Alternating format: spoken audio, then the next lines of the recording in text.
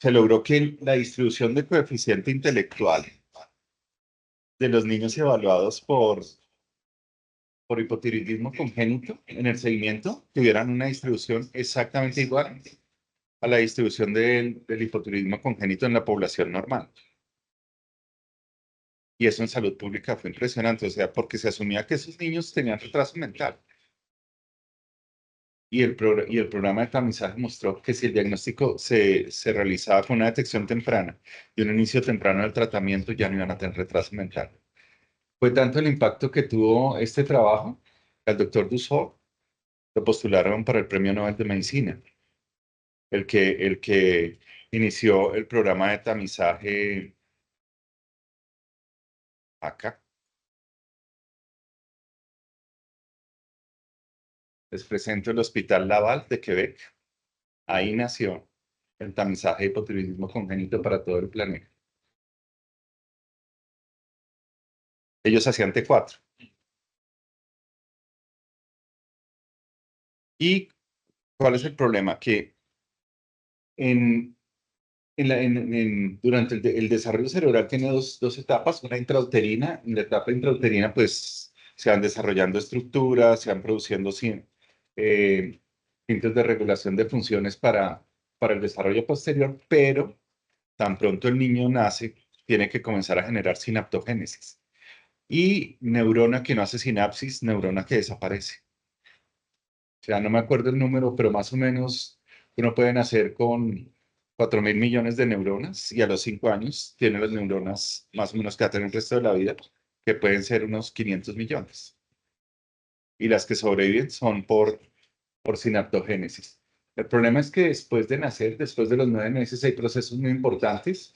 Las funciones cognitivas altas, que son de la corteza prefrontal, vienen evolucionando y están completamente desarrolladas hacia los 15 años. El desarrollo del lenguaje tiene sus sitios de formación muy temprano en los primeros 9 meses de vida, pero sigue desarrollándose más o menos hasta los 6 años. La parte más importante del neurodesarrollo del bebé, que es visión y audición, la parte más importante es en los primeros 5 meses de vida, que muchas veces me preguntaban, ¿y esos hipotiroidismos transitorios para qué tratarlos si van a mejorar a los 3, 4, 6 meses al año? Por eso, porque desarrollo visual, auditivo, lenguaje, todo eso se está desarrollando en los primeros 9 meses. Y si uno no corrige el déficit de hormona tiroidea, esos centros de desarrollo cerebral van a estar pues deprivados del estímulo para su desarrollo sin levotiroxina. Un poquito de historia. El cretinismo hace parte de la historia de la humanidad, está escrito en el Corpus Hippocraticum y en general no se entendía bien qué era lo que pasaba. Y ustedes ven, todas las iglesias de Europa están llenas de gárgolas que son cretinos, o sea, chiquitos, doblados porque hacen deformidades en la columna, las facies toscas por la infiltración de la piel. Y hacia finales del siglo XIX comenzaron a ver que podía ser algo en la glándula tiroides que tenían estos pacientes porque muchos de ellos tenían bocio. Entonces el doctor Murray, a finales del siglo XIX, más o menos en 1898, publicó el primer caso de un paciente con cretinismo tratado con extracto de tiroides. Y pues ahorita a uno le parece obvio, pero hasta el siglo XIX a la comunidad científica no lo entendía ni tampoco tenía manejo. Y más o menos en todos los pueblitos había varios y no le ponían muchos problemas. Tenían más problemas los países que tenían deficiencia de yodo.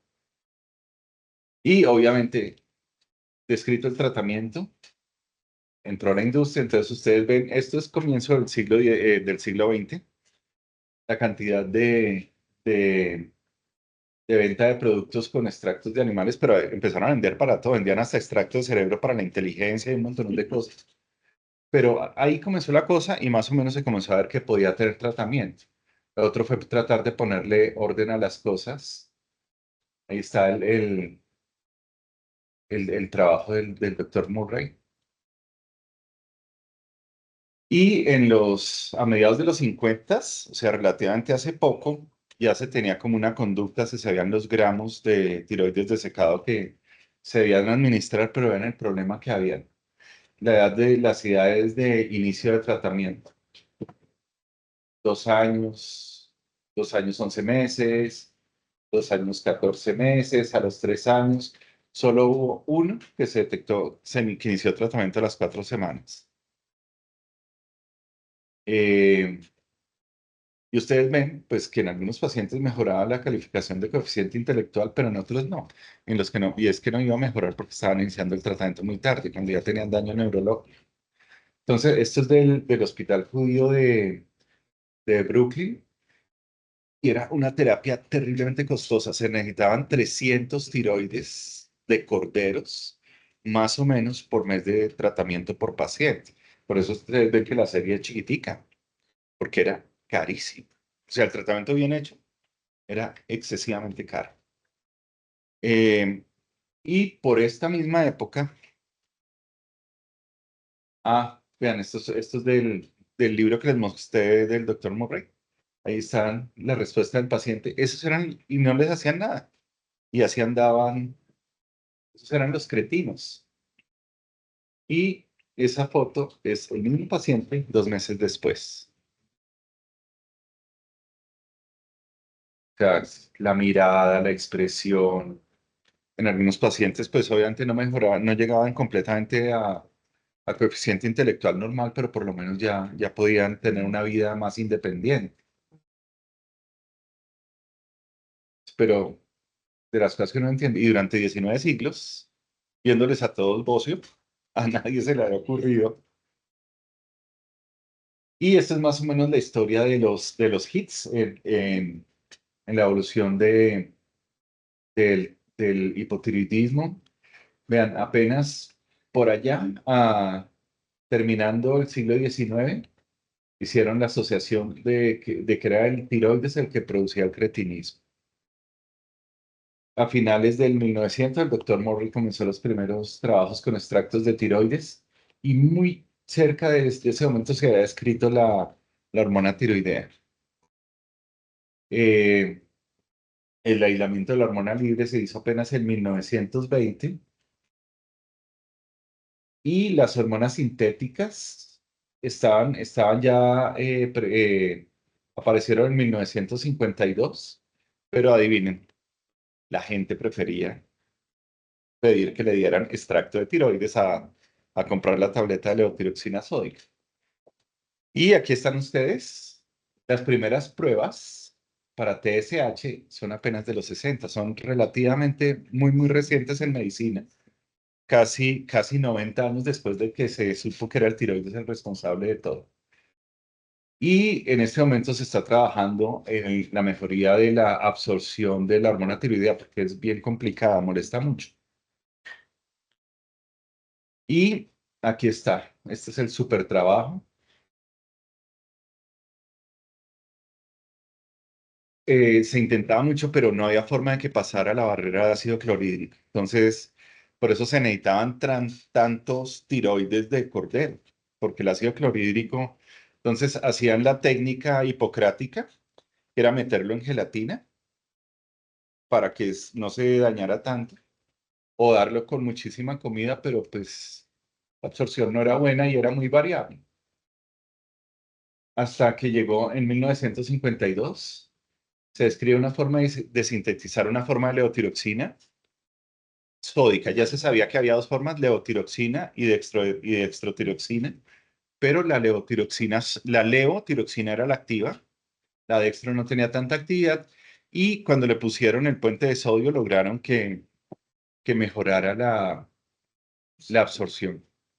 Y obviamente ahí entraron Knoll y Glaxo, compraron la patente, y aquí está el equipo de trabajo de Glaxo, que fueron los que lograron la que tuvo mejor respuesta clínica. Son peladitos. No se imagina que en esa época los equipos eran de gente mucho mayor, ¿no? Eran peladitos, y ese es el laboratorio de producción. Ahí se comenzó a sintetizar la hormona tiroidea que se vendía en este frasco tan elegante. pero tenía un problema, era terriblemente cara, terriblemente cara. Y eso hacía, si bien 300 ovejas no son más baratas, el acceso seguía muy limitado para tratar todos los cretinos que había en el planeta. Entonces se enteró de esto un señor que se llama Rockefeller, hizo un aporte a las universidades y a la industria farmacéutica para apoyar los programas de desarrollo de la levotiroxina y disminuir el valor de los costos. Y eso hizo que se volviera accesible para el público. Y apenas en los 60, 8 años después, comenzó la implementación de la levotiroxina como tal. Y ahí está el primer reporte del primer paciente tratado con levotiroxina sódica. Entonces, vean la disminución tan dramática del peso. Los pacientes con hipotiroidismo tratado hacen retención de líquidos y hacen mixedema. El mixedema, pues como tejido de glucosaminoglucanos acumulado, pero se tiene que depurar y el problema es que el riñón no lo elimina. La tasa de filtración glomerular también disminuye mucho y retienen más agua de por sí. El colesterol disminuye, que es de las primeras cosas que uno ve en los pacientes que trata. Es una de las razones por las cuales un paciente con dislipidemia no puede tener hipotiroidismo compensado. O sea, hay que darle levotiroxina. Y con los cálculos de tasa metabólica basal, ahí mostraron cómo se normalizó. Y eso es de 1952. Entonces, la evidencia clínica, y ahí se ve la respuesta 20, 40 hasta 80 microgramos. Vean, eso es de la Edad Media, el Renacimiento, y ahí está una persona con voz. Pero hay otros problemas con hipotiroidismo. Este es un llamado de atención que hizo la comunidad médica inglesa. Era un niño que no ganaba peso y no crecía. Había hecho una detención de crecimiento. Desde los 2 hasta los 3 años, pues no crecía. Y dijeron, eso sigue pasando, que tenía una alergia a la proteína de leche de vaca. Entonces, inmediatamente lo cambiaron a leche de soya, pero además le dijeron que era alérgico al huevo, a las nueces, a un montón de alimentos, y le hicieron una dieta supremamente restrictiva basada en las pruebas de alergias a alimentos. Entonces, solamente podía tomar soya, no podía consumir un montón de alimentos, pescado, carne, huevo, no podía tomar leche de vaca, y llegó a endocrinología y se ganó su test de hormona de crecimiento, que salió obviamente normal, pero en esa primera prueba salió una prolactina en 248, supremamente elevada. Se le hicieron exámenes para ver si podía hacer un hipopituitarismo, por lo que estaba tan chiquito, y vieron que tenía la TSH un poquito elevada, pero la dieta se había iniciado hacía muy poco. Y dijeron, sí, parece un hipopituitarismo. Siguieron evaluando la dieta restrictiva. No sé si ustedes se acuerdan, pero la TRH produce la liberación de TSH y de prolactina. Por eso el test de TRH uno lo valida midiendo también prolactina cuando lo pide. Entonces se le hizo un test de glucagón y un test de propranolol. Mostraron una excelente respuesta de cortisol, una muy buena respuesta de hormona de crecimiento y una prolactina que subió hasta 648. Eh, la, lio- la hormona tiroidea estaba supremamente baja y la TSH estaba en 62. Entonces dijeron, señores, ustedes se les olvida que una de las principales fuentes de yodo que tenemos en la naturaleza es la leche. La soya es un vegetal, no tiene yodo. Y si fuera eso, le restringen el pescado, le restringen la carne, le están quitando todas las fuentes que tiene de yodo el paciente.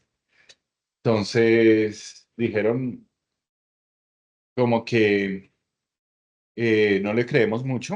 Ellos hacen un comentario sobre el sitio. La mamá decidió ir hace 40 años, pero fue también donde un homeópata allá en Londres. Y el homeópata fue el que le dijo que era alérgico a todas esas cosas y el que le quitó todo eso. Entonces dijeron, pues estas pruebas no se han validado, no están hechas pues por un equipo de alergología. Y dijeron, suspendamos todo, reiniciemos todo. Y le dieron una suplencia de yodo durante un mes. Y le quitaron la dieta restrictiva, le mandaron, le reintrodujeron la leche y todo. Y vean, la TSH comenzó a bajar, la T4 libre comenzó a subir. Y en la última evaluación a los 5 años, 2 mesecitos después, 2 mesecitos después de haberle hecho la suplencia de yodo y la normalización de la dieta, el hipotiroidismo severo del paciente había corregido solamente con el cambio de alimentación. Y la velocidad de crecimiento pasó a 8 centímetros año. O sea, mejoró en un 60% la esperada para un niño de 5 años. O sea, esa es de las cosas que hay que pensar. Empezó la sal yodada. No, la sal yodada vino mucho después. Eso lo hizo el doctor Ucros aquí en Colombia. Mm. El problema de la ionización de las sales que disparó las tirotoxicosis, aumentó la incidencia de tiroiditis linfocitaria crónica, pero pues el valor es menor a tener creatinismo endémico. Bueno, esto ya se los había dicho, pero vean la diferencia tan impresionante en sinapsis desde recién nacido hasta los 2 años. Y todo eso lo dirige la hormona tiroidea. Y hay otras cosas que uno normalmente no piensa porque uno tiene el esquema que le enseñan en la Facultad de Medicina de que todo es TSH, T4 libre. Y no se le olvida pues que las hormonas hacen parte del grupo de sustancias que actúan a nivel nuclear. Entonces, hay alteraciones del funcionamiento de las hormonas tiroideas, no necesariamente por déficit de la producción de hormona tiroidea. Pueden ser muchos debidos a los transportadores al sistema nervioso central. Y esos pacientes, pues uno los tiene que sospechar. En medicina interna, pues uno nunca piensa en esto porque son enfermedades congénitas. Y el 95% de los hipotiroidismos en adultos son tiroides linfocitarias. Pero las partes del sistema nervioso central que están coordinando esa sinaptogénesis también tienen sus receptores para hormonas tiroideas. Las células de microglia, las propias neuronas, los tanacitos del líquido cefalorraquídeo y los astrocitos. Entonces, hay alteraciones del funcionamiento de las hormonas tiroideas por alteraciones de estos transportadores y se puede sospechar por el tamizaje, pero como tenemos metido en la cabeza que tenemos que buscar TSH altas. Entonces, estos pacientes desafortunadamente son los típicos niños que tienen retraso mental, que duran 2, 3 años en seguimiento, hasta que alguien dice, no, sí puede ser un defecto de MST8 y secuencia gen. Pero pues ya en el primer mes de vida uno podía darlo sospechado si hubiera como sido un poquito más quisquilloso en la evaluación de la primera evaluación de hormonas tiroideas.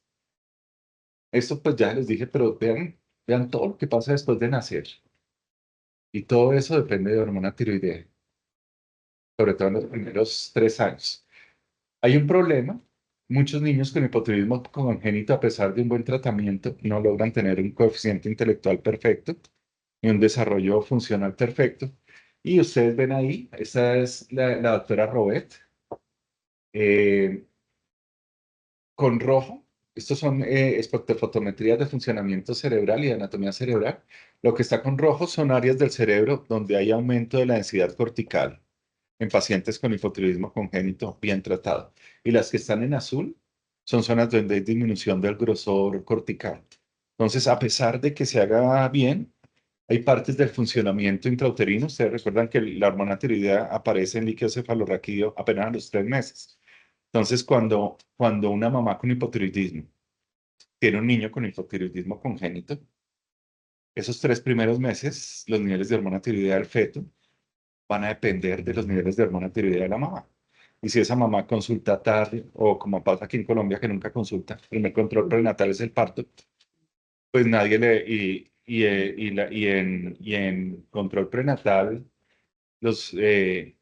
y mamá con hipotiroidismo, no, con hipotiroidismo tienen que tener valores de TSH por debajo de 3. por la hemodilución que se produce durante el embarazo. Pero como la 4 o 5 está bien. No, está en 5, está bien. Pero necesita buenos niveles para pasárselos al feto. Y, y se ha visto que muchos de estos niños con hipotiroidismo congénito, pues ya no tienen retraso mental, afortunadamente, pero no tienen un buen desempeño, igual en algunas funciones cerebrales superiores. Y hablando de estos niños que tienen alteraciones en los puntajes de evaluación de pruebas neuropsicológicas frente a anatomía, se ven que claramente tienen alteraciones en sitios muy importantes para los procesos de atención y de memoria. Hipocampo, principalmente, y eso sí se sabe desde hace mucho, tienen un volumen cerebral un poquito mayor, pero no necesariamente significa que esté funcionando mejor. Y ¿se acuerdan lo que les había dicho de la sinaptogénesis? Pues también hay forma de medirlo en imágenes. Ahí está la progresión de sinaptogénesis en sitios grandes de expresión axonal, cuerpo calloso, estría radiada, cintillas visuales, o sea, todo eso se puede evaluar. Y pues obviamente sale terriblemente costoso, pero se puede ver cómo está funcionando la mielinización y arborización del sistema nervioso central en estos niños. Y tampoco es perfecto. Bueno, entonces, la etiología, lo más común, es una alteración del desarrollo de la glándula tiroidea por los genes que dirigen el desarrollo del tiroides. El 66% pueden ser ectopias. Las aplasias son las más frecuentes en los niños detectados en el primer mes de vida, porque son los que más disparan la TSH en el primer mes de vida porque no tienen tiroides. Las hipoplasias se diagnostican tarde. O sea, yo he tenido niños que he diagnosticado a los 18 meses, a los 2 años, y tienen tiroides de volúmenes de 0,15 mililitros, 0,2 mililitros. Aguantaron todo el primer año y se detectaron cuando comenzaron a tener algo, o estreñimiento, o detención del crecimiento, o hicieron una ictericia tardía y los evaluaron por ictericia, o una anemia. Eh, y las mutaciones son de muchos genes, no necesariamente son solo para desarrollo tiroideo, algunos son también para desarrollo auditivo, otros son para desarrollo de tiroides y corazón, por eso es tan importante hacerles ecocardiograma. Y hay otros en que la alteración del desarrollo tiroideo hacen parte de algunos síndromes genéticos. El que más conocemos pues es el síndrome de Down, pero hay muchos síndromes genéticos que tienen hipotiroidismo congénito y uno de los frecuentes es el Johansson-Blizzard. Y cuando uno habla el tamizaje, pues sí, uno sabe que el 95% van a ser alteraciones del desarrollo, pero el 5% no es poquito. Y ahí puede haber alteraciones en el receptor de hormonas tiroideas, alteraciones en la síntesis de hormonas tiroideas, los procesos de acoplación de monoiodotironina, iodotironina, triiodotironina, son las famosas dishormonogénesis, que casi siempre la sospecha el ginecólogo porque detectan bocio intrauterino. Eh, Cuando la mamá tiene hipertiroidismo, pues como le está pasando las hormonas al feto, le produce un bloqueo. Porque entonces el feto deja de liberar TSH y puede demorarse 3, 6 meses en reactivarse el eje hipotálamo tiroideo. Las mamás con hipotiroidismo materno puedes pasarles anticuerpos bloqueantes y bloquear los receptores del bebé. Hay alteraciones en el transportador de yodo, los hipopituitarismos, y esos obviamente solamente se pueden detectar con T4 libre. Nunca van a tener una TSH elevada. Los síndromes de resistencia a hormonas tiroideas producen mucho retraso mental, pero no elevan la TSH. Entonces, y tampoco, si uno no lo sospecha, no lo diagnostica, porque tienen T4 libre y T3 libre alta. Entonces, como ven que no está bajo, entonces tampoco sospechan que pueda ser un hipotiroidismo. Y las alteraciones de iodinasas tiroideas la convierten T4 a T3 y de T4 y T3 a T3 reversa. Si está muy activa la que produce T3 reversa, pues hay déficit de T3. Y si está alterada la conversión de T4 a T3, pues no hay T3, que es la que entra a todos los órganos y es la que actúa. La T4 está solamente en sangre, pero no tiene ninguna acción biológica. Y en los hipotiroidismos transitorios hay de todo. Pueden ser anticuerpos maternos, pueden ser prematuros, pueden ser pacientes que tuvieron medicamentos, el que más altera la función tiroidea es la dopamina, algunos otros, amiodarona en algunos bebés con arritmias. Y las mamás con enfermedad de Graves, hay que hacer un seguimiento bien estricto, porque esos anticuerpos atraviesan la barrera placentaria. Y el niño puede hacer una tormenta tiroidea tan pronto nace. Son neonatos con tormenta tiroidea y se mueren si no se diagnostica. Y esto desapareció de los libros de pediatría.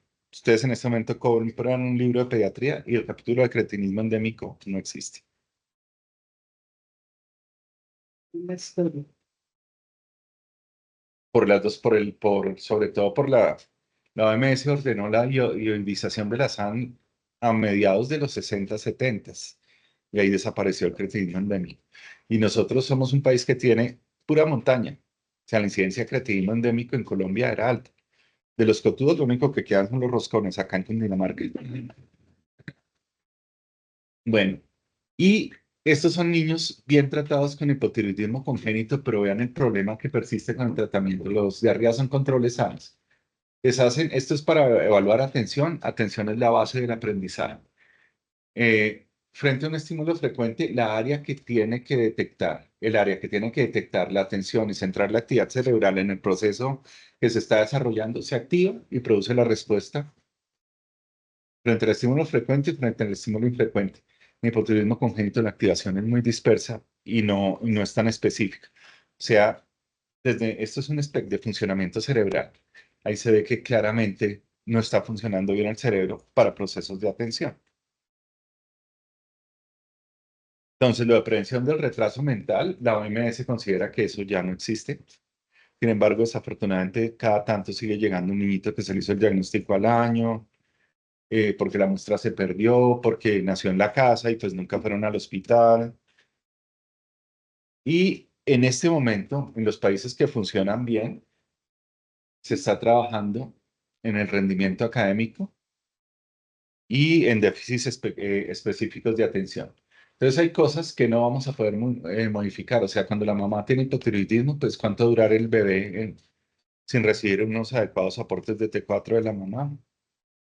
Entre más baja sea la T4 al nacer, pues peor es el pronóstico del niño si el tratamiento se demora mucho. Y pues a veces la prueba confirmatoria se hace al mes. Uno como que no puede creer eso, pero sí. Hicieron el confirmatorio al mes. Y tenía una T4 libre de 0,5 y al mes estaba en 0,3 cuando se inició el tratamiento. La etiología, obviamente, a tireosis es peor que hipoplasia. Disonogénesis es menos grave que hipoplasia. Y resistencia a hormonas tiroideas es muy grave. Y alteraciones de los receptores cerebrales como el ST8 producen un cuadro clínico muy grave. Pero hay cosas que sí se pueden modificar y ahí es donde entran los programas de tamizaje y en Colombia lo critican mucho, pero yo creo que estamos bien. O sea, el programa desde que existe se ha criticado mucho, pero vuelvo y les digo, fue el primer país que dijo que era uno en 2000. Y lo que nos decían era que estábamos con muchos falsos positivos. Y en este momento consideran que es uno en 1500 en todo el planeta. Eh, la dosis inicial, la gente le tiene miedo a las altas dosis porque sabe que también pueden producir daño cerebral, pero lo importante es normalizar lo más rápido posible la T4 libre y controlar rápido al bebé para ajustar la dosis, pero controlarla rápido. Sobre todo, pues porque un bebé que está hipotiroideo no te come bien, no succiona bien y eso le aumenta el riesgo de hipoglicemia. Si un bebé hace una hipoglicemia, eso también produce daño cerebral. Las citas que endocrino, ahí sí está re grave el país. Cuando me citaron por primera vez a mí al Instituto Nacional de Salud, éramos 8. Éramos 8. En ese momento en Bogotá somos unos privilegiados, somos como 30. Pero fuimos 8 muchos años y ya estamos llegando a 100 en el país. O sea, ya hay programa aquí en Bogotá, está en el Hospital San José, hay programa en la Universidad de Antioquia, o sea, en endocrinología estamos mucho mejor que en otras subespecialidades. Eh, Y sobre todo la herencia después de los 7 años, los papás se relajan mucho, dejan de ir. Muchos papás consideran que un niño de 7 años ya debe saber tomarse la pastilla, entonces no vuelven a estar pendientes de ellos de dársela. Y yo recuerdo mucho en Salud una niña que llegó con una TSH de 600, un hipotiroidismo congénito, con 8 años. Y consultó fue porque no crecía. Y le dije, pues, no, si no viene a controles, le hice una resonancia, tenía una hipófisis como de 18 milímetros y le salió mal la campimetría. O sea, le dije, mamá, esta niña lleva más de un año. Y la única forma de que usted produzca lesión quiasmática es que esa hipófisis lleve mucho tiempo presionando el quiasma óptico. Casi se queda ciego. Afortunadamente tenía 8 años, ya no pues ya no, el crecimiento después lo iba a recuperar, pero se demora un poquito más y esa niña pierde la visión por la falta de tratamiento. Y le hice una resonancia de control a los 3 meses, hipófisis normal. Los neurocirujanos no creían que la había mejorado el endocrino. Y las cosas que no se pueden modificar, las cosas ambientales, ahí todavía estamos como tratando de entender todo esto que pasa en los disruptores endocrinos, a los que todos estamos expuestos, no se sabe qué hacer. Eh, Desafortunadamente la escolaridad de los padres también influye mucho, aunque yo en Salco aprendí que yo lo aprendí con los diabéticos. Tenía empleadas de servicio que no sabían leer y los niños tenían hemoglobinas glicosiladas de 7 y tenía papás estrato 30 con hemoglobinas de 11. O sea, es más como la sensatez de los papás, más que el grado de escolaridad, pero pues sí influye un poquito. Y el estado socioeconómico yo lo asumo más es por la capa. No es lo mismo que en Colombia no es lo mismo que tengas EPS a que tengas prepagado. Paciente de EPS consigue una cita con un especialista al año y los pacientes de prepagada cada 15 días si quieren. Entonces, y eso sí hace una diferencia. O sea, estos niños hay que controlarlos casi que cada 2 semanas en el primer año y en Salucop pues estábamos bien, porque Salucop para todo tenía como departamentos de y tenía un departamento de investigación muy fuerte. Pero en el Roosevelt, donde estuve muchos años, yo, oiga, pero les dije control el mes entrante, eso fue hace año y medio, doctor. Es que cuando la orden se venció y mientras nos daban la cita para volver a endocrino, se nos acabó el medicamento. Y apenas ahorita nos dieron otra vez la autorización y la levotiroxina, no, doctor, nadie nos la ha formulado. Y eso era una vez por semana. O sea, en los que podían llegar al Roosevelt.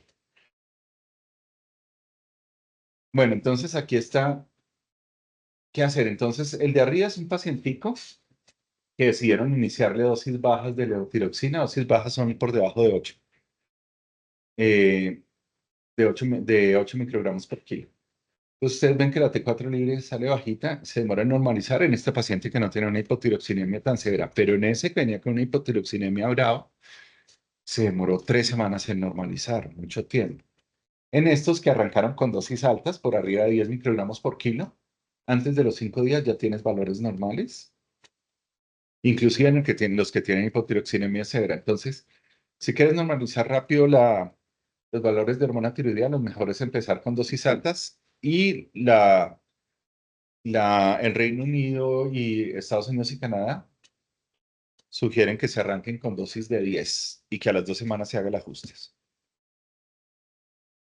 El problema es que el sobretratamiento también produce retraso mental. Ustedes ven los pacientes con dosis muy altas, cómo pierden coeficiente intelectual. Pero el problema no es darles dosis altas, el problema es no ajustarlos, porque el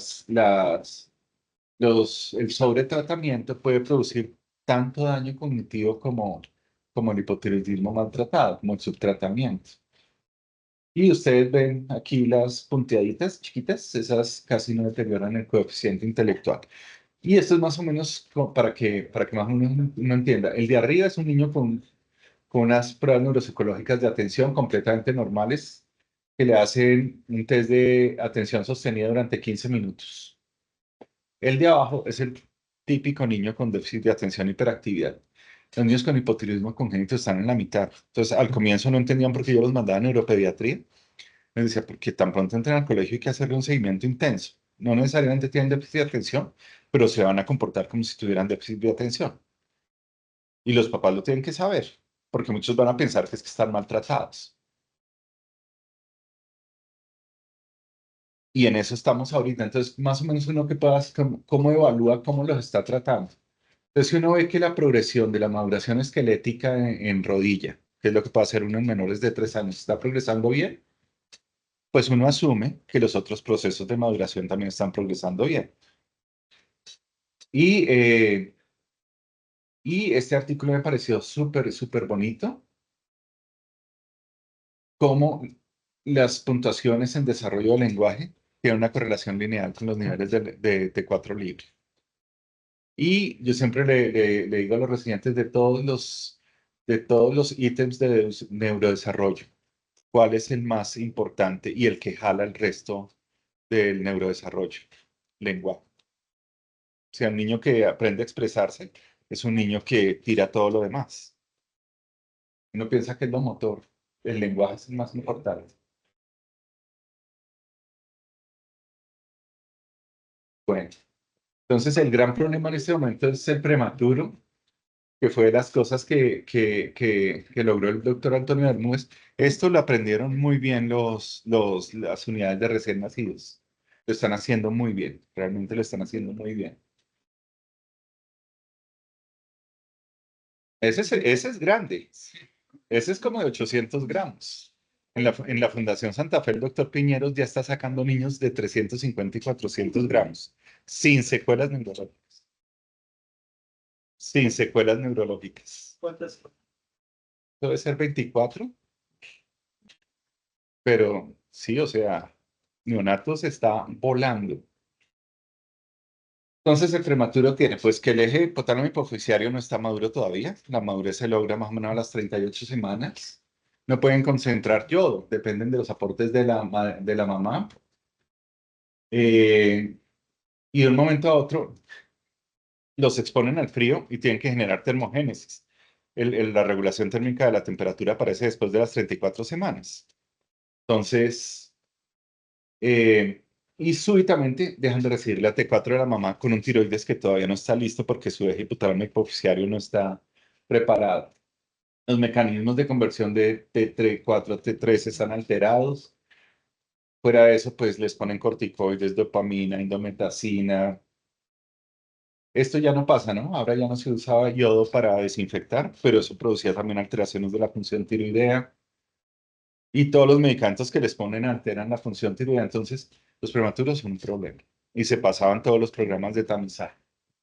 Y el problema es que independiente de la edad gestacional a la que nazcan, nunca van a tener valores de hormona tiroidea como los tiene un recién nacido inútero. Pues porque ya no tienen la protección de la mamá.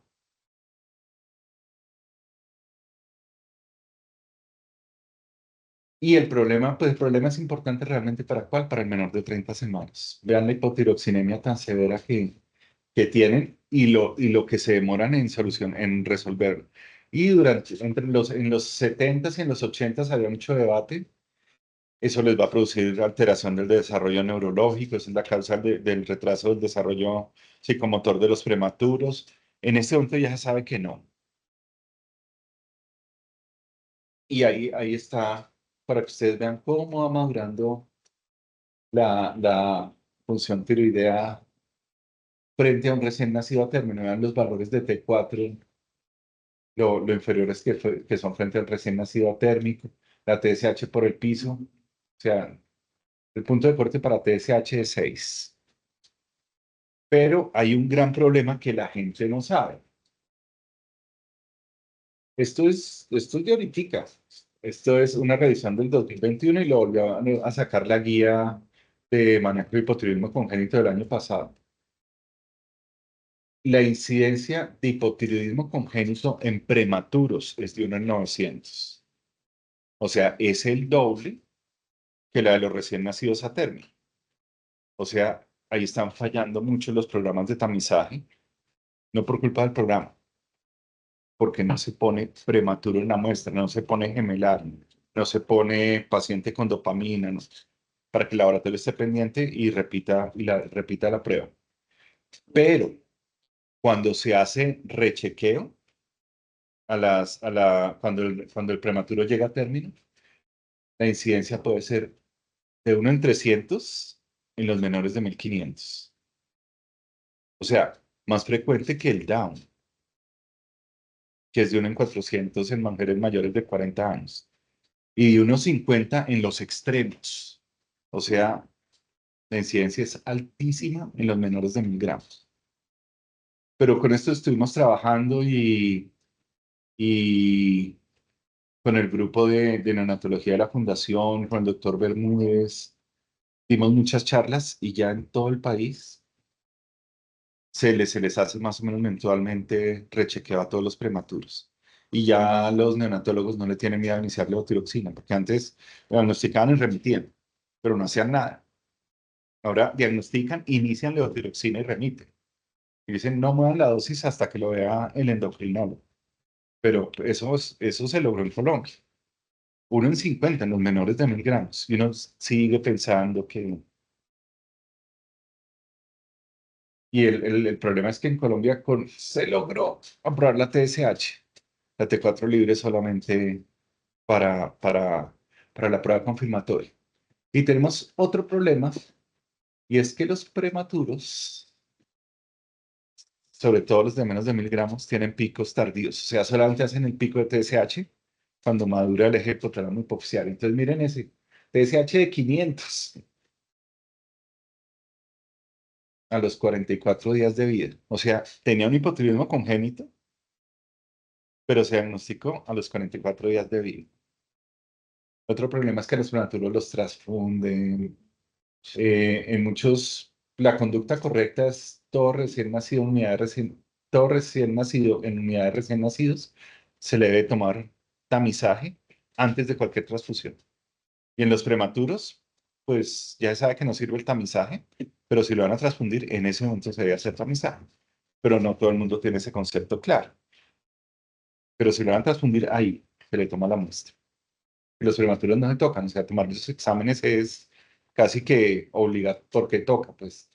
Lo que llama la atención es que todos tuvieron inotrópicos, o sea, es lo que les contaba de la dopamina, que altera el funcionamiento del eje. Ese de 500 es terrible, otro de 197 a los 15 días, ese no se diagnosticó tan tarde, pero se demoran en normalizar la TSH. Entonces hay un concepto que es muy de medicina interna, y es que si tú tienes un hipotiroidismo, tienes la TSH normal, eso quiere decir que el cerebro en el hipotálamo está reaccionando bien a los niveles de T3 y por lo tanto la TSH es concordante con el aporte de levotiroxina que debe tener el paciente. Pero estos tienen inmadurez del eje hipotálamo hipoficiario. Entonces la TSH no sirve para seguimiento. Te orienta, pero no tienen alteración del eje hipotálamo hipoficiario. El 10% de los prematuros se demoran hasta los 3 años en normalizar el eje. Y en general, la inmensa mayoría se demoran 6 meses. ¿Y qué tienen uno que tener en cuenta? Estos son los resultados ya. El artículo fue tan bueno que lo publicaron en Nature. O sea, si son hipotiroxinémicos, la TSH que van a tener va a ser muy, muy alta. Entonces, independiente del valor que tengan, si tienen valores de T4 libre muy, muy, muy baja, por debajo de 0,6, cuando hagan el pico, lo más probable es que el pico esté por arriba de 600.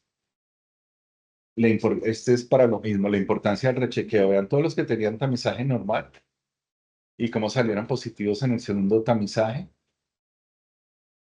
Y lo que a la mayoría de los programas de tamizaje se les olvida. Si usted no mide T4 libre en prematuros o en recién nacidos a término, no va a diagnosticar todo eso. Entonces, si uno tiene una T4 libre y una TSH normal, a la mayoría de los programas de tamizaje eso se les va a pasar. Yo le dejé la charla al doctor Andrés. Hay varias diapositivas que me regalaron a mí conferencistas de otros lados. Mientras sea para uso de ustedes, pues no hay problema. Pero para uso público, uno tiene que pedirle permiso a las revistas para presentar las diapositivas y tiene que pedirle permiso al que le dio uno la diapositiva pero mientras sea para uso de ustedes, pues no hay problema. Entonces, pacientes con T4 libre y TSH normal. O sea, estos solamente se van a sospechar si se les hace prueba confirmatoria, que en la confirmatoria, afortunadamente, siempre se está haciendo T4 libre. Es una conducta que está bien asumida. Puede ser un prematuro, ya saben por qué, una mamá con hipertiroidismo o hipotiroidismo. Si no tiene ninguna de esas dos, el bebito tiene alguna enfermedad concurrente que pueda, por los medicamentos que tenga, puede alterar el funcionamiento del eje hipotálamo hipoficiario, o tiene medicamentos para la epilepsia. Si se descarta que el efecto sea por medicamentos, ahí sí consultar con endocrinología pediátrica, porque hay que descartarles un hipopituitarismo. Si uno no lo diagnostica, va a empezar a hacer hipoglicemias o puede entrar en falla suprarrenal por déficit de cortisol. Puede ser un defecto del transportador de MCT8. O sea, no le está entrando hormona tiroidea al cerebro del bebé. O una alteración en la cadena alfa del receptor de hormonas tiroideas.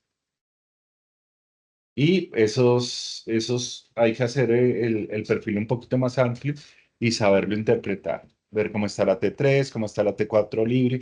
Ahí sí sirve hacer las hormonas reversas para hacer la interpretación.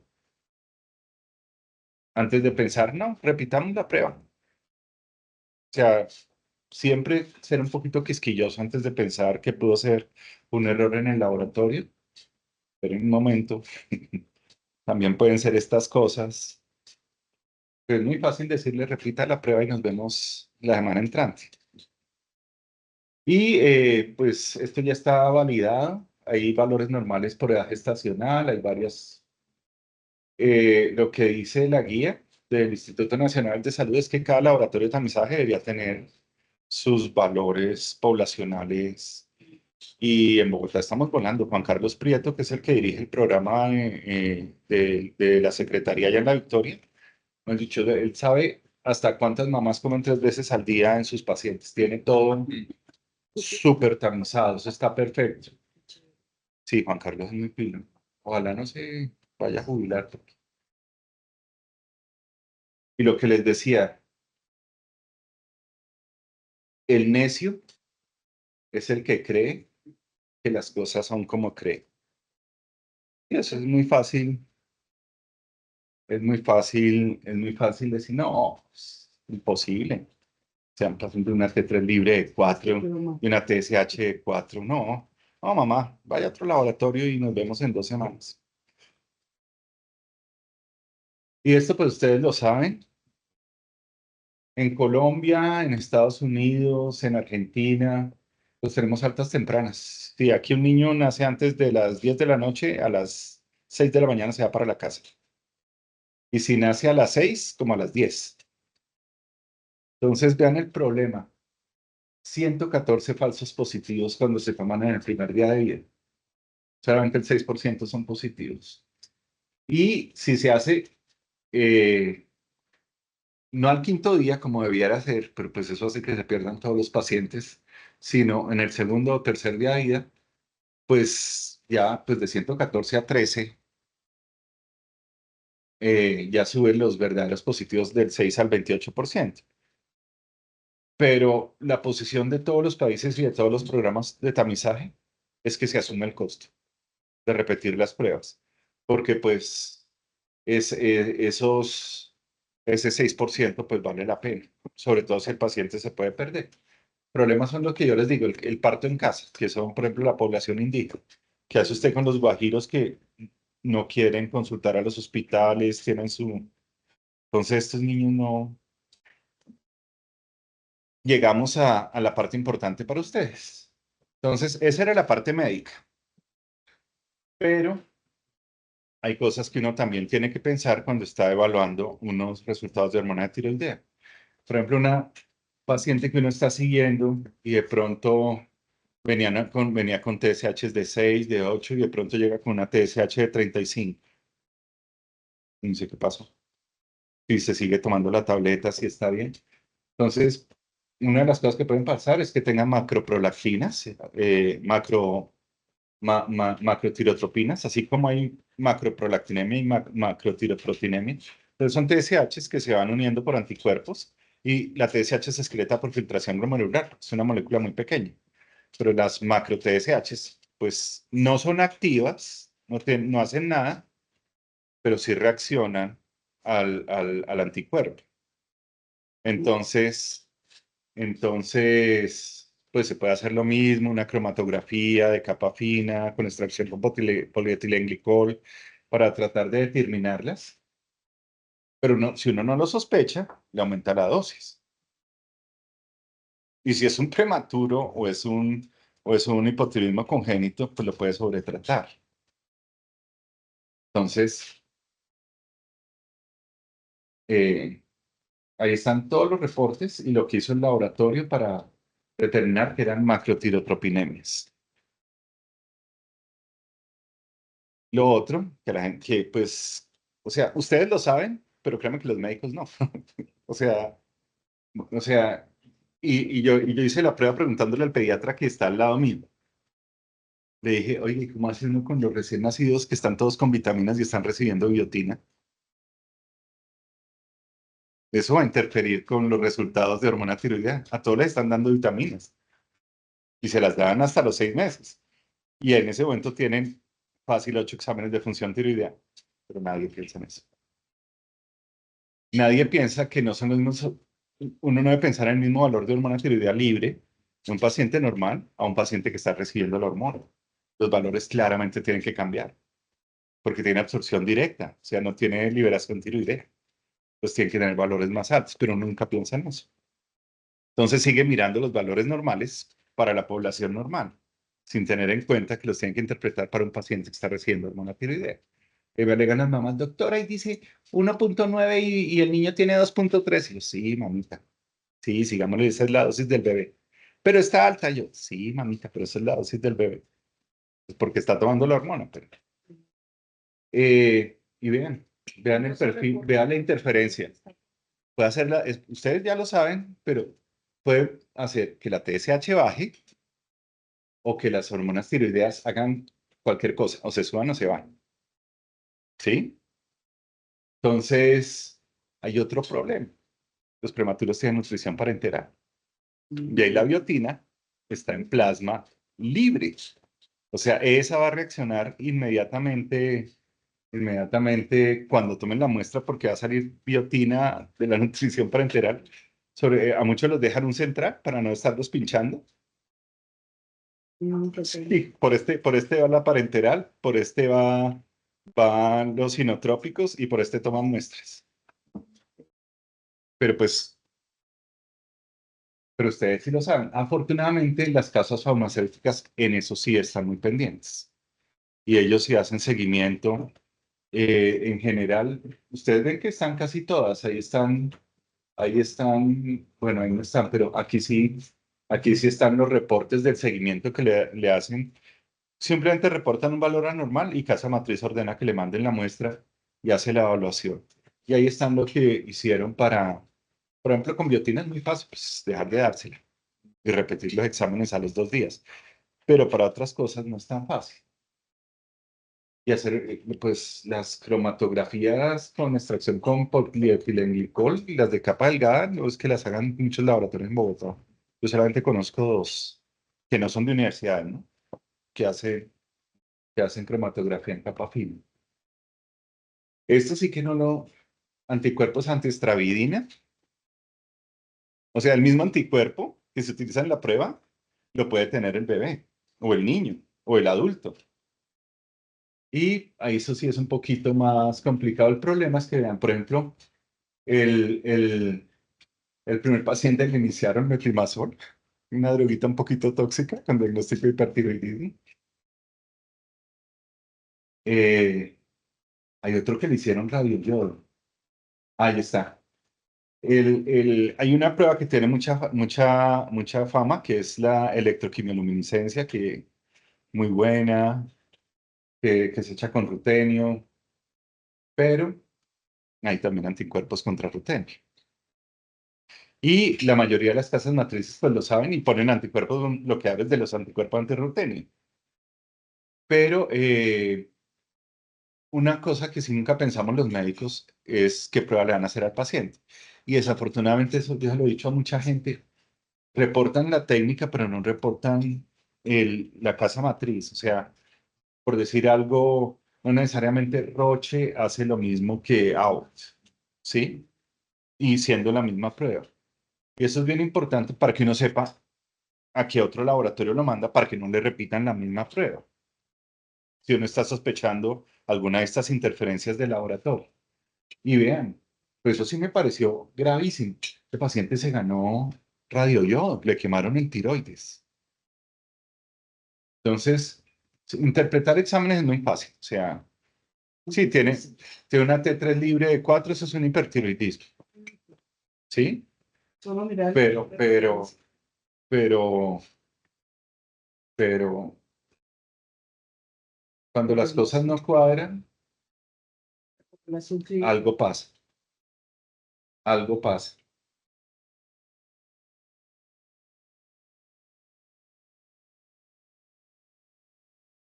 Y en general, pues lo que hicieron fue generar conductas médicas inapropiadas. Rutenio, que le pregunté al doctor Núñez si ni siquiera sabía que existía el rutenio. Y la técnica me pareció muy, muy buena. La- la- Pero también tenemos anticuerpos contra las hormonas tiroideas que van a interactuar con los anticuerpos de las pruebas. Entonces, para anticuerpos contra T4 libre, anticuerpos contra T3 libre. Y eso, pues sí, lo detectan, lo manejan y lo hacen las casas matrices. En general ponen anticuerpos bloqueantes para manejar la interferencia. Pero vean, por ejemplo, ese pacientico le hicieron, hay una cosa que se llama el fenómeno de Wolff-Chaikoff. Cuando uno no puede controlar un hipertiroidismo, le pone yodo. Y el exceso de yodo bloquea el tiroides. Entonces, ese paciente lo llenaron de yodo para manejarle el hipotiroidismo y lo que tenía era anticuerpos contra hormonas tiroideas. No era una tormenta tiroidea. Pero si uno como clínico tiende a pensar en las cosas clínicas, pero se le olvida que en el laboratorio también uno tiene que pensar, sobre todo si el paciente no lo ve, si no está hipertenso, si no está taquicárdico, de dónde va a tener una T3 libre de 7. Sí, o sea, bueno, los famosos anticuerpos heterófilos, también pueden hacer de todo, ¿no? Pero en general hacen que los valores salgan muy altos. Ustedes hacen test de dilución para tratar de detectarlos, o pruebas con anticuerpos específicos para detectarlos, pero lo mismo, se notifica a casa matriz, ordenan el envío de la muestra y ellos notifican al laboratorio. Dentro de las cosas que pide el Instituto Nacional de Salud es que, eh, yo sé que para todas las pruebas, todas las bacteriólogas hacen los coeficientes de variación interensayo, intraensayo, hacen las curvas de calibración todas las semanas por temperatura y todo eso lo tienen validado para cada una de las pruebas. Pero, pero no todos los laboratorios son juiciosos. Mayoría. Sí. Y no, yo digo, aquí en Bogotá, yo les digo a los pacientes, no me hagan los exámenes allá, vénganse para Bogotá. Yo he tenido cosas por fuera de no creer, o sea, de no creer. Y más o menos uno sabe en qué sitios las cosas más o menos no salen bien. Y lo otro es que la evolución de los reactivos se ha hecho mucho cambio. Sí, o sea, los reactivos de hace 10 años que en muchos laboratorios se siguen utilizando por costos, tienen más interferencias que estos por lo mismo, no tienen anticuerpos bloqueadores de los anticuerpos de interferencia, la capa fija está modificada para tratar y sí pueden fallar esas cositas. Y pues este es un cronograma que propone la Sociedad Americana de Endocrinología de lo que se puede hacer cuando se sospechan interferencias. Que yo sé que, por ejemplo, muchas de estas cosas se hacen normalmente en laboratorios que yo conozco, pero los médicos no sabemos que esto se hace. O sea, ustedes le preguntan a cualquier médico que cómo sospecha que el resultado puede estar alterado por una interferencia. Yo les digo, el refetof es algo muy raro como para que uno tenga 10 refetof, o sea, que le lleguen 10 pacientes con la T4 libre, la T3 libre alta y la TSH alta. O sea, una enfermedad que es tan rara y uno con 10 pacientes. Esto es más frecuente y es más probable. Y el problema es que esto es el reporte de la Endocrine Society. El 50% de los pacientes generaron conductas médicas inapropiadas. Pero bueno, si uno no lo piensa, no lo diagnostica. Y si uno no lo diagnostica, no puede considerar que uno como médico se puede equivocar en la conducta. Entonces, esto es raro. O sea, el reporte es de 150 pacientes, pero, pero igual las cosas existen. Y esa es una pregunta de las mamás, doctor, ¿pero por qué le salió la TSH en 7 y le repitieron el examen, le salió ahora en 3? Porque, vean, estos son pacientes absolutamente sanos, seguidos durante un año, tomándoles hormonas tiroideas durante un año, completamente tiroideos clínicamente. Vean la variación tan extrema que tienen la TSH, la T4 libre, en el mismo paciente, sin que sean creo que es un estudio clínico, es del Hospital de Albert de Dinamarca. Sí, entonces, no, son pacientes absolutamente sanos. O sea, a usted le puede salir completamente diferente su examen porque les digo a las mamás, es que yo pienso que ustedes piensan que las hormonas están quietas, están así. Soy la TSH, voy a estar en 4. No, no. Entonces vea, el paciente 2 tuvo una TSH de 1 y después se le subió a 3, pero el paciente 11 arrancó con una TSH de 2 y se le subió a 4. Si la técnica del laboratorio es diferente, pues pueden arrancar con TSH de 4 y subírsele a 6. Pero vea, hay 3 pacientes que tenían T4 libres de 0,6 y que en el control al siguiente mes ya estaba normal. Entonces, por eso es tan importante evaluar la clínica. O sea, son pacientes que no tienen ningún síntoma porque estos son adultos. Y ahí está la curva de una distribución casi normal, un poquito desviada a la izquierda, de una distribución casi normal. ¿Y cuál es el otro problema con los prematuros? Que si usted no mide T4 libre, pues no va a diagnosticar los hipertiroidismos neonatales, que son gravísimos, de una mortalidad muy alta. Entonces, estos pacientes tenían una enfermedad de Graves neonatal que tiene una mortalidad altísima, de más del 90%. Uno tenía una hipertiroxinemia isalbuminémica familiar, que es rarísima, pero también tiene una mortalidad muy alta. Y 2 pacientes tenían resistencia a hormonas tiroideas. Si no se les hace la T4 libre, pues nadie la habría sospechado, sobre todo los 3 últimos, porque el Graves neonatal necesita una mamá con enfermedad de Graves, pero los otros 3 no. Y esto es lo que tú acabas de decir, todo lo que interfiere en un resultado de TSH, el ritmo circadiano, la edad, entre más grandes somos, menos TSH producimos, bajamos nuestra tasa metabólica basal y comiendo lo mismo estamos comiendo el doble 10 años después. Las estaciones, aquí en Colombia no tanto, pero por ejemplo en invierno las TSH suben, obviamente, para producir más calor, y en verano disminuyen.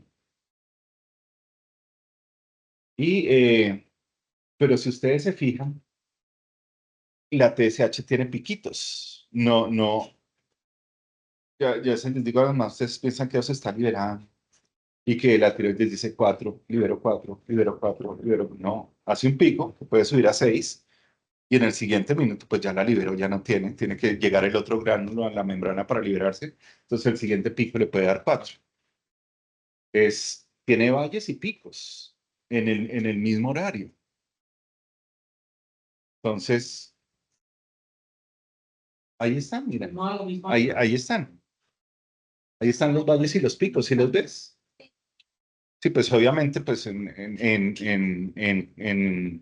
investigación uno puede coger un paciente a tomarle muestras cada 5 minutos. En general se toman cada media hora, cada hora, pero todo por los costos, ¿sí? Pero, pero claramente tiene que haber varios valores entre el pico y el valle, ¿sí? O sea que,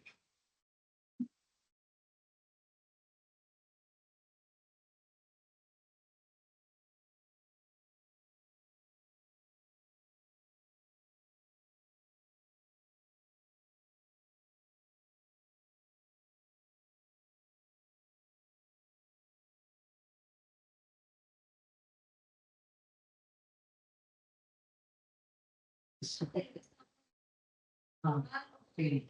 Para Laura. A, a mí, a mí el doctor Laverde me dijo, los médicos tratamos pacientes y no resultados de laboratorio. Entonces, una consulta muy frecuente en endocrinología pediátrica es que llega un niño que le pidieron de rutina, porque la función tiroidea tiene indicaciones muy claras, pero ahora se volvió un examen de rutina. Entonces, parcial de orina, coproscópico, hemograma, función tiroidea.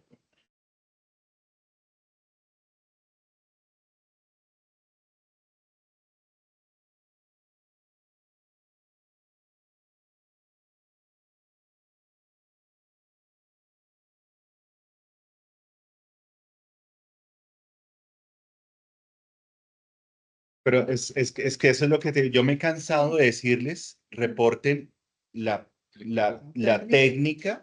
No todos los laboratorios reportan la técnica, no todos la reportan. Y son muy poquitos los que ponen la casa comercial, que ponen técnica tal, laboratorio tal. Porque si uno conoce la técnica, sabe ver el problema, ¿sí?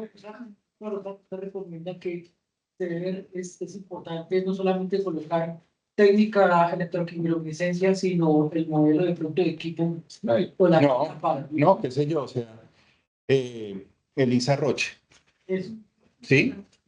Y uno dice, revisemos cuáles son los anticuerpos con los que se hace la fijación. Ah, son biotina. Esta prueba no es buena para prematuros, ¿sí? Entonces, si lo voy a repetir, pues busco un laboratorio que no tenga anticuerpos contra biotina.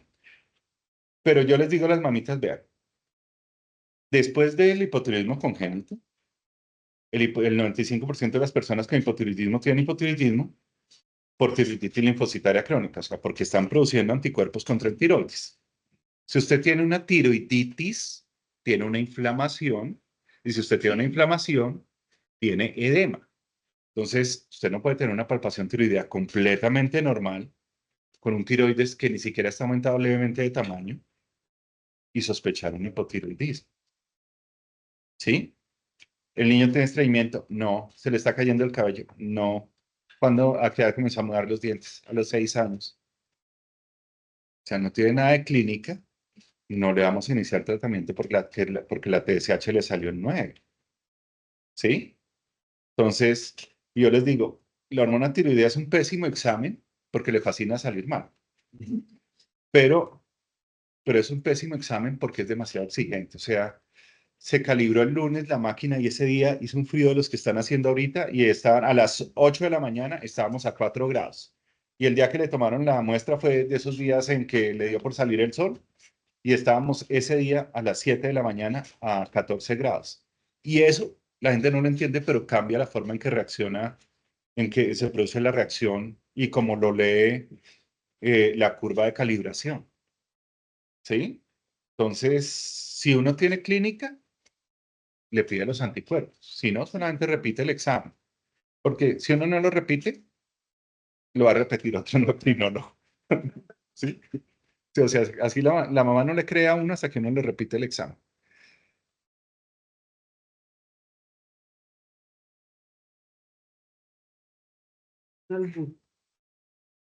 Y esa es como la curva de distribución de las hormonas tiroideas. Por eso, las hormonas tiroideas se pueden tomar a cualquier hora del día, ¿sí? No hay problema. Pero uno tiene que tener muy claro que no es lo mismo el comportamiento al comienzo del día de una persona que hacia el final del día. Pues los valores van a cambiar y los rangos están hechos por definición en valores tomados a las 8 de la mañana. ¿Sí? Pero uno sabe, pues, el cortisol, la hormona tiroidea, la hormona de crecimiento son las hormonas que lo despiertan a uno, tienen su pico en la madrugada y comienzan a bajar y ya después de las 9 de la mañana no están haciendo mucho. Bueno, eso y esto para la gente que está la que está yendo a visitar a las mamitas. Este es un trabajo del Instituto Nacional del Centro de Control de Enfermedades. la importancia del hematocrito. Y el problema en Bogotá es que tenemos hematocritos supremamente altos. Y pues obviamente, cuando el hematocrito pasa de 55, que es súper frecuente aquí en recién nacidos en Bogotá, inmediatamente, ustedes lo tienen claro, pero no toda la gente lo entiende. El volumen de suero disminuye por aumento de la fracción de glóbulos rojos. Entonces el plasma realmente es muy poquito. Y eso va a hacer que los valores reales de la hormona estén alterados. Pero la gente nunca lo piensa para Bogotá.